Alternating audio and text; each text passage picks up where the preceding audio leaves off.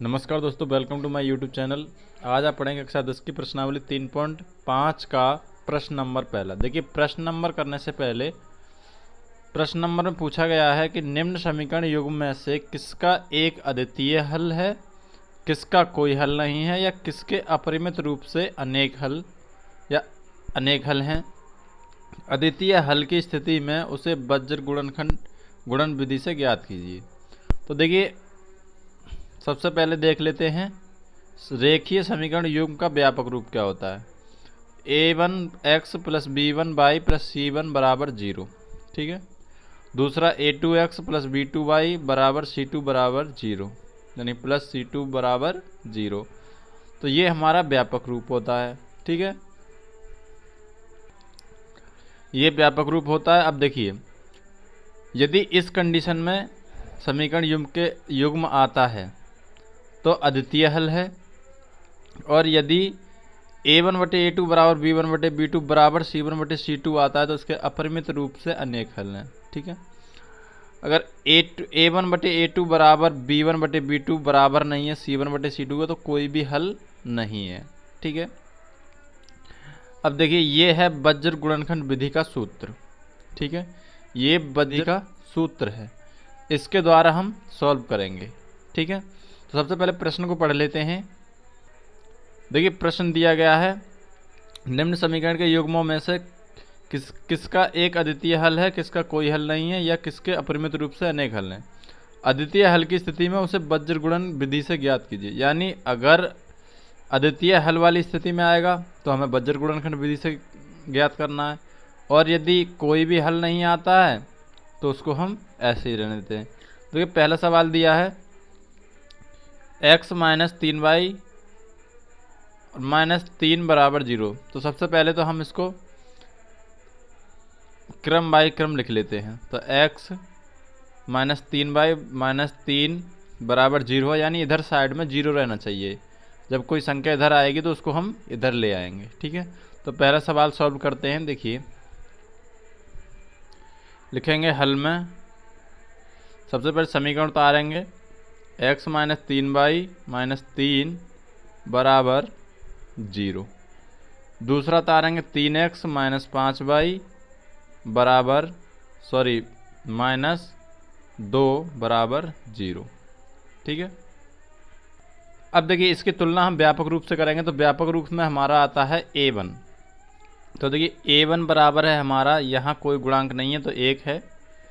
b1 बराबर है हमारा माइनस के 3, और c1 बराबर है हमारा माइनस के 3। ठीक है, ऐसे ही a2 निकाल लेंगे। a2 बराबर देखिए दूसरे समीकरण में a2 बराबर दिया हमारा 3, b2 बराबर दिया हमारा माइनस के 9, और c2 बराबर दिया है हमारा माइनस के 2। चलिए इसको हम लिख लेते हैं। देखिए,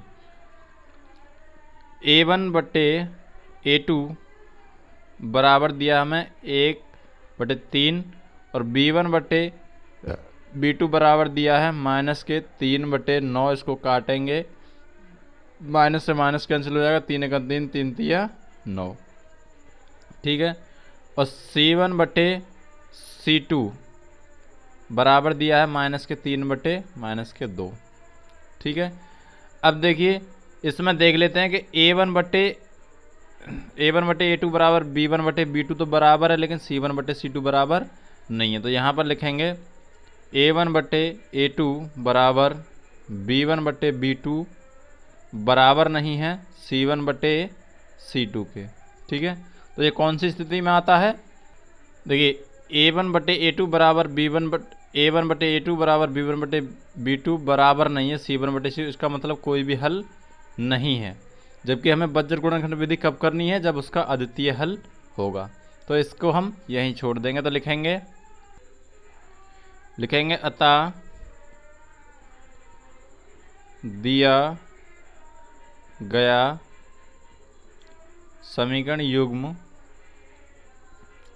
का कोई भी हल नहीं है, यही आंसर में लिख देंगे। चलिए अगला प्रश्न देखते हैं। तो देखिए, अगला प्रश्न दिया है 2x प्लस वाई बराबर 5 और 3x प्लस 2y बराबर 8। तो सबसे पहले तो इसको हम फॉर्मेट में लिख लेते हैं। फॉर्मेट में लिखने के लिए क्या करते हैं, 2x प्लस वाई और ये प्लस के हैं, इधर आएंगे तो माइनस के 5। ठीक है, इसको भी लिख लेते हैं और बराबर में हो जाएगा 0। इसको भी लिख लेते हैं तो लिखेंगे 3x प्लस के 2y माइनस के प्लस के अंदर आएंगे तो 8 और बराबर हो जाएगा 0। मतलब हमें बराबर में 0 करना है। अब देखिए क्या करेंगे, इसकी व्यापक रूप से तुलना करेंगे तो a1 बराबर आ जाएगा 2 और b1 बराबर आ जाएगा 1 और c1 बराबर आ जाएगा माइनस के 5। ठीक है, दूसरे समीकरण का करेंगे। ठीक है, अब ये दूसरे करेंगे इस वाले का तो हो जाएगा a2 बराबर आ जाएंगे 3 और b2 बराबर आ जाएंगे 2 और c2 बराबर आ जाएंगे माइनस के 8। ठीक है, इसको हम फॉर्मेट में लिख लेते हैं। देखिए a1 बटे a2 बराबर हो गया हमारा 2/3, b1 बटे b2 बराबर हो गया हमारा 1/2। ठीक है, तो देखिए यहीं पर मतलब क्या लिखेंगे, a1 बटे a2 बराबर नहीं है क्योंकि ये 2/3 है और ये 1/2 है, b1 बटे b2 के। ठीक है, तो अब इसको क्या करना है, इसको हमें वज्र गुणनखंड विधि से करना है। तो वज्र गुणनखंड विधि का जो सूत्र होता है वो होता है x बटे b1 b2 c1 c2 और बराबर में माइनस के y बटे a1 a2 c1 c2 और बराबर में एक होता है 1 बटे a1 a2 b1 b2। ठीक है, अब इनकी क्या कर लेते हैं, हम तिरछी गुणा कर लेते हैं और बीच में काय का चिन्ह लगाते हैं, माइनस का। तो पहले इनके मान लगा लेते हैं। तो देखिए x बटे a1 का मान कितना था 2, सॉरी b1 का मान था हमारा 1 और b2 का मान था हमारा 2। ठीक है, b2 का मान था 2।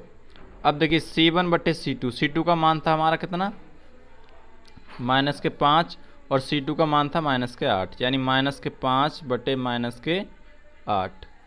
ठीक है, ऐसे ही बराबर में y के लिखेंगे, माइनस के y a2 का a1 का मान था हमारा 2 और a2 का मान था हमारा 3। ठीक है, a का मान था 3। ठीक है, अब देखिए फिर b1 बटे b2 वो c1 बटे c2।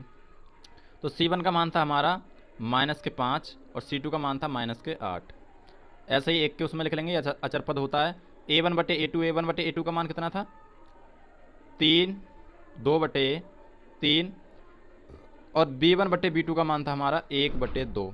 अब इनके क्या कर लेंगे, तिरछी गुणा। ठीक है, क्या कर लेंगे, तिरछी गुणा। तिरछी गुणा करेंगे तो देखिए x बटे में आ जाएगा हमारा 8 की 8 में करेंगे तो माइनस के 8। ठीक है, ब्रैकेट में बंद करेंगे, यहाँ पर बीच में माइनस का चिन्ह लगाते हैं और 2 की करेंगे 2 पंजे माइनस के 10। ठीक है, y के नीचे आ जाएगा हमारा, माइनस के y के नीचे आ जाएगा हमारा 8, यानी 8 दूनी 16 माइनस के 16, ब्रैकेट में बंद करेंगे, माइनस के 3 पंजे 15। ठीक है, अब देखिए बराबर में इसको लिखेंगे 2 एकन सॉरी 2 दूनी 4, 1 के बट्टे में लिखेंगे हम 4 और बीच में क्या का चिन्ह लगा देंगे माइनस का, 3 एकन 3। सॉल्व करेंगे इसको, x बटे माइनस, देखिए माइनस माइनस से खुलेगा तो क्या हो जाएगा प्लस, यानी माइनस के 8 प्लस के 10 बराबर में माइनस के 22। देखिए माइनस माइनस क्या हो जाएगा प्लस, यानी माइनस के 16 और प्लस के 15 और बराबर माइनस, देखिए ये दोनों घट जाएंगे तो 1/1। ठीक है, चलिए सॉल्व कर लेते हैं। और x बटे 1 यानी यहाँ पर आएगा हमारा 8, यानी 8 10 में से 8 गया तो कितना बचेगा, प्लस का 2 बचेगा। यहाँ पर घटाएंगे तो माइनस के 22 बटे माइनस का 1 बचेगा और बराबर 1/1 हमारा है ही। ठीक है, अब क्या करेंगे, देखिए बराबर में इन दोनों के बराबर में 1/1 रख करके इनका मान निकाल लेंगे। तो सबसे लिखेंगे x बटे 2 बराबर 1/2 और इधर लिख लेंगे, देखिए माइनस से माइनस कैंसिल हो जाएगा बाई बटे एक बराबर एक बटे एक, एक बटे यहाँ पर भी एक होगा। अब देखिए इसकी गुणा इसमें करेंगे, एक्स बराबर आ जाएगा हमारा, और इसकी इसमें करेंगे 2, ठीक है। और बाई बराबर आ जाएगा बाई बराबर एक एकन एक। तो देखिए ये हमारा एक्स का मान आ गया, ये हमारा बाई का मान आ गया, तो ये हमारी वज्र गुणनखंड हो गया। चलिए अब अगला सवाल देखते हैं। देखिए ये हमारा तीसरा भाग दिया है। तीसरे भाग को सॉल्व करने के लिए क्या करेंगे, सबसे पहले से फॉर्मेट रूप में लिख लेंगे। तो फॉर्मेट रूप में क्या करते हैं कि 3x माइनस 5y और ये प्लस के इधर आ जाएंगे तो माइनस के 20 बराबर रह जाएगा हमारा 0। इसको लिखेंगे तो हो जाएंगे 6x माइनस 10y और इधर ये प्लस का है, इधर आएगा तो माइनस के 40 बराबर हो जाएगा 0। अब देखिए इनकी तुलना व्यापक रूप से करने पर इनके जो मान आएगा वो आएगा a1 बराबर आएगा हमारा 3 और b1 बराबर आएगा माइनस के 5 और c1 बराबर आ जाएगा माइनस के 20। ऐसे ही दूसरे का निकाल लेंगे, a2 बराबर आ जाएगा हमारा 6, b2 बराबर आ जाएगा हमारा माइनस के 10 और c2 बराबर आ जाएगा हमारा माइनस के 40, ठीक है। अब देखिए इसको लिख लेते हैं अनुपात के रूप में। a1 बटे a2 बराबर देखिए 3 बटे 6 है, काटेंगे 3 एकन 3, 3 दूनी 6 यानी 1 बटे 2। b1 बटे b2 बराबर है माइनस के 5 बटे माइनस के 10, माइनस से माइनस कैंसिल हो जाएगा, 5 एकन 5, 5 दूनी 10। और c1 बटे c2 बराबर है माइनस के 20 बटे 40, माइनस से माइनस कैंसिल, 20 एकन 20, 20 दूनी 40। अब देखिए तीनों के मान बराबर आ रहे हैं तो लिखेंगे a1 बटे a2 बराबर b1 बटे b2 बराबर c1 बटे c2, ठीक है। तीनों के मान बराबर आ रहे हैं तो ये कौन सी रेखाएं दर्शाती हैं, तो इसका मतलब है कि ये समीकरण युग्म संपाती रेखाओं को निरूपित करेगा। लिखेंगे यह है समीकरण युग्म संपाती रेखाओं को निरूपित करेगा, ठीक है। अतः इसके अपरिमित रूप से अनेक हल होंगे, ठीक है। ये हमारा आंसर आ गया, क्योंकि इसमें पूछा है कि अगर अद्वितीय हल आता है तब उसको वज्र गुणनखंड विधि से सॉल्व करना है, और यदि नहीं आता है तो उसको ऐसे छोड़ देना। तो इसका ये आंसर हो गया। चलिए चौथा सवाल देख लेते हैं इसका।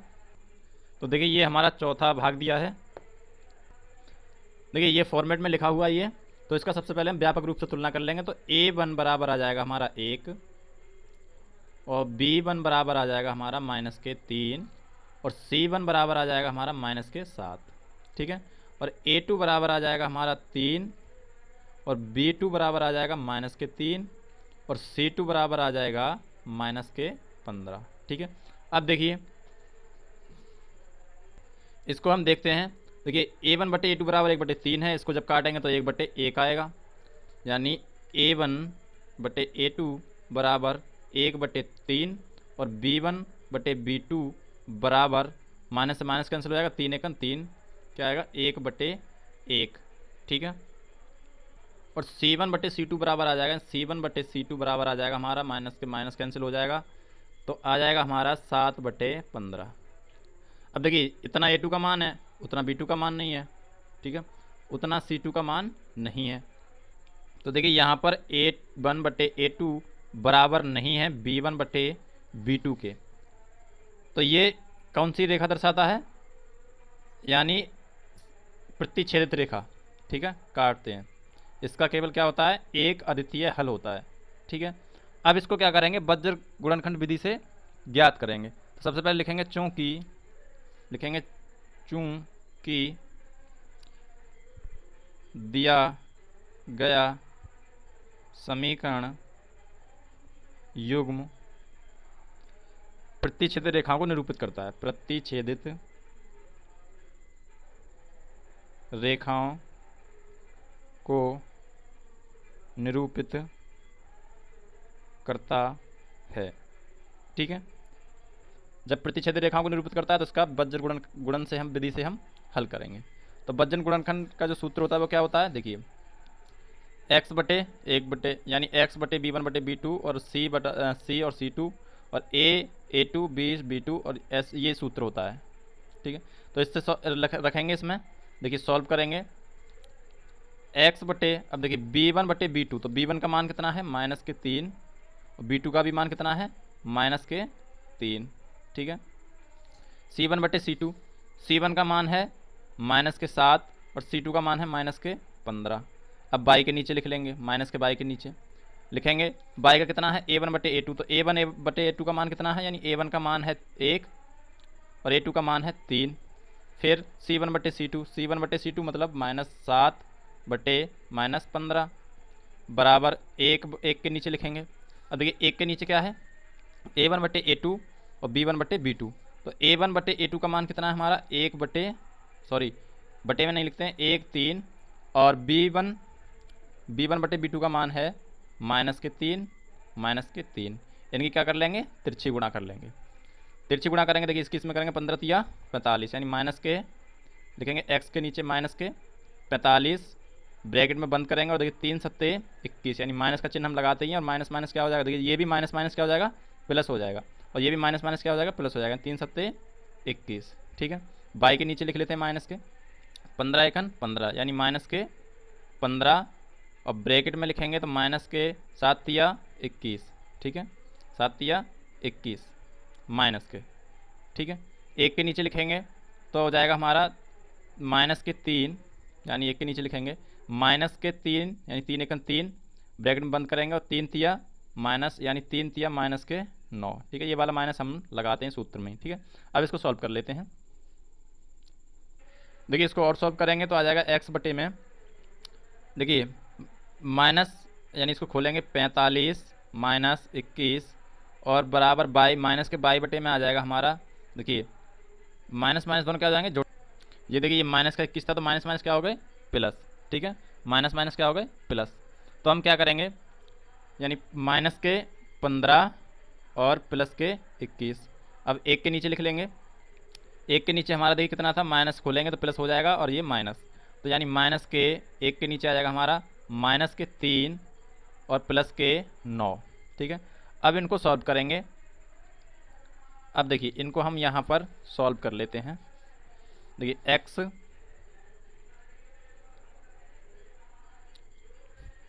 x के बटे में, देखिए जब इनको घटाएंगे तो ये बचेंगे कितने, यानी x के बटे में बचेंगे हमारे 24, प्लस के बचेंगे क्योंकि प्लस का 45 था, ठीक है, प्लस का 45 था। अब देखिए माइनस के बाई के नीचे कितना बचेगा, यानी बराबर में लिखेंगे माइनस के बाई के नीचे बचेगा हमारा, देखिए कितना बचेगा, बाई के नीचे बचेगा हमारा 6, ठीक है, और बराबर 1 के नीचे बचेगा हमारा, देखिए यानी माइनस और प्लस हैं दोनों, घट जाएंगे तो कितना बचेगा प्लस के 6, ठीक है। इतना समझ में आया। अब देखिए यहाँ पर हमें बाई का मान निकालना है, तो इसका मतलब है कि इसको चाहे ऊपर लिख लो चाहे नीचे, तो हम नीचे कर देंगे माइनस के 6, ठीक है। अब देखिए अब इन दोनों के बराबर में बारी बारी करके ये रख देना, यानी x बटे 24 बराबर आ जाएगा 1 बटे 6, 6 से काटेंगे 6 चौक 24, यानी x का मान आ गया हमारा 4। बाई का मान निकालेंगे तो बाई बटे माइनस के 6 बराबर 1 बटे 6, इससे इसको काटेंगे, यानी काट लेते हैं या फिर ऐसे ही रहने दें, 6 एकन 6, और बाई बराबर आ जाएगा ये हमारा 1, यानी इधर 1 की गुणा करेंगे, माइनस का 1 एकन 1, ठीक है। तो x का मान आ गया हमारा 4 और बाई का मान आ गया हमारा माइनस का 1, यही हमारा फाइनली आंसर हो गया।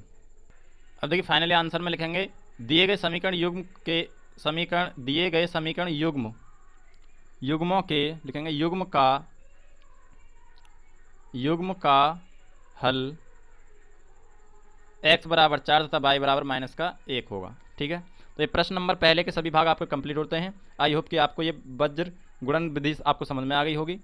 अगर आपको वीडियो पसंद आई हो तो लाइक करना, शेयर करना, और अगर चैनल पर नए हो तो सब्सक्राइब करना, साथ में बेल आइकन भी प्रेस कर लेना, जिससे रोज आने वाली वीडियो की नोटिफिकेशन आपको टाइम पर मिलती रहे। चलिए तब तक थैंक्स।